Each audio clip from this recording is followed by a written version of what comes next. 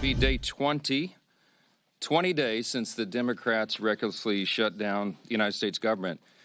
And the Democrats are making some very costly history here, in all that's happening. This is now the third longest shutdown in history. And when you look at it carefully, it is now already the longest full shutdown of all time. You had an example in 2018 and you had one back in 1995 that were longer, but they were partial shutdowns because they only affected a part of the federal government. This is everything.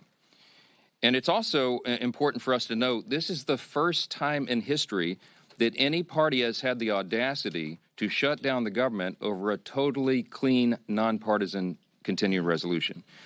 This is a political stunt, and it's the first time it's been done, and it is the most costly, most selfish, most dangerous political stunt in the history of the United States Congress, because as we have stood here day after day after day explaining all the Americans who are being harmed by this nonsense. And the Senate Democrats have zero shame about this. They don't have any shame at all about the pain that they're inflicting upon hardworking families, upon soldiers and law enforcement officers and veterans and the elderly and the disabled and women, infants, and children. Services to all those categories and paychecks to those folks are being stalled because Democrats are playing games. Today, Leader Thune in the Senate will once again bring the clean, nonpartisan CR to the floor for a vote. They will have another chance. Democrats will have their 12th opportunity to pass the bill. It is the same bill that they themselves supported just 7 months ago, and Chuck Schumer gave impassioned speeches on the floor about how it was the only option. And don't forget, they did it 13 times under the Biden administration. Very similar measures, but not now. Something's changed. Over the weekend, we saw what it was all about. The Democrats made crystal clear that this is about politics. The politics were on full display. The politics, the spectacle, is what the mobs, the crowds, the rallies this week were all about. It was quite ironic, though. The irony was very glaring. They called it the No Kings Rally. But the great irony, of course, that we pointed out over and over was if President Trump was a king, the government would be open. If President Trump was a king, he would have closed the national parks and the National Mall, so they couldn't have had the rally out here. By the way, that's what President Obama did during the shutdown in 2013, closed all the parks and the National Mall. Here in Washington, you had Senators Bernie Sanders and Chris Murphy and Cory Booker and others marching in the streets. Now, these are the same senators who voted over and over to shut down the legislative branch and hand the reins to President Trump. They're decrying the situation that they themselves created. This has always been about the spectacle. Chuck Schumer himself joined the spectacle in New York City. And it's interesting to note his activities there. He was standing side by side some of the most radical groups that maybe ever assembled on U.S. soil.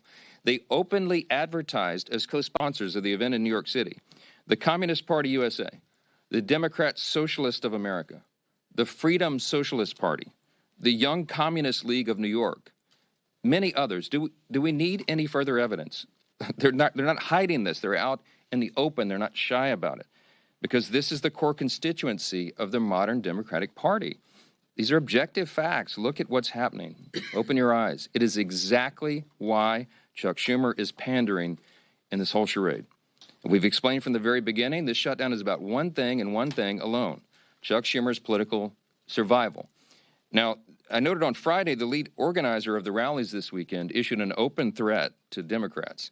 Quote, "The cavalry is coming in on October 18th, and they're either going to be celebrating with you, or they're going to be calling for new leadership." Now, that's a direct threat to Chuck Schumer, and he heard the message. And so did Hakeem Jeffries in the House. And that's why neither of them were here doing their jobs. Instead, they were out in New York and California. They were catering to the same radical base that is just days away from electing an open Marxist as mayor of New York City. And now that Chuck Schumer has had his spectacle, he's had his big protest against America, this is our plea. We're asking, and I think everybody in this room and everybody watching, listening to our voices this morning should be hoping that he is finally now ready to go to work and end this shutdown and stop inflicting pain on the American people. Republicans have been working. We are ready. We've been doing this. It's been over a month now We passed our responsible short-term solution to keep the government open while we just simply finish our work to fund the government openly and transparently, and Republicans are completely united on that front. On the other side, Democrats can't even agree amongst themselves. You got different subgroups among them. You've got a few reasonable Democrats who know shutdowns hurt the people, and they've already voted for our bill. They want to keep the government open. Then you've got others desperate to prop up the failures of Obamacare with no reforms whatsoever to make the program more affordable. That's what we're fighting for.